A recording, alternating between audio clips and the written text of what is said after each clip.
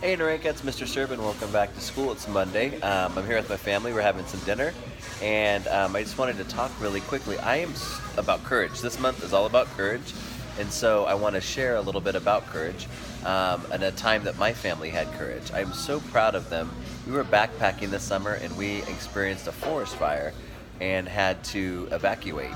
And so I'll let them tell you the story of the evacuation because they're the ones that showed all the courage. And so here we go. I'm going to pass it along. Here he is. Alright, so we were hiking in and we got to the lake that we were going to camp at. And so there was some like either smoke or clouds or something coming over the ridge of the mountain on the opposite side of the lake. And so we were like, no, that's kind of weird. And we were like, okay, it's probably just smoke or fog or something and whatever. And so we went to we went and set up our camp, ate dinner, and by like 8 o'clock it was starting to get thicker and we couldn't see the other side of the lake, and we thought, yep, that's the smoke because it smelled a lot like smoke, and it was just super hard, so we decided to pack up, but we had to show courage because we couldn't get scared. We had to just be ready and pack up and just get going. So I'll let my sister tell some of that. Mind you, it was like 9 o'clock at night when we decided to pack up, and it was dark, and it was a little scary. So they could have gotten scared, but they chose not to.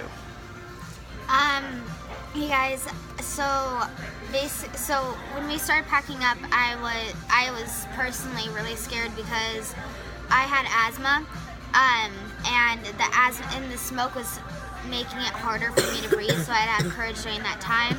But when we decided to pack up, my cousin that was on the trip, she had just taken her melatonin, or a sleeping pill, and so she had to show courage through the whole time that we were hiking, and so it was really hard to pack up because I was scared that it was it was getting harder for me to breathe, but I got through it and I showed courage. So yeah. Hi Narenka, Mrs. Serban here.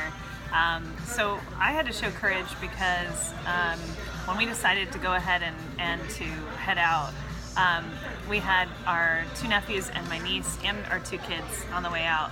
And so I led the pack in the front, and Mr. Serban was in the back, and we had everybody in the middle of us. And it was so dark, not just because it was 9 o'clock at night, but also because there was so much smoke around that it completely covered the moon.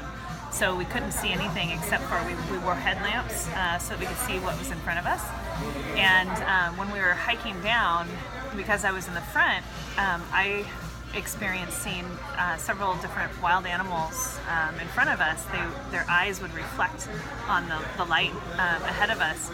And I had to show courage, and I didn't want to make anyone nervous, so I didn't tell them that I saw the light.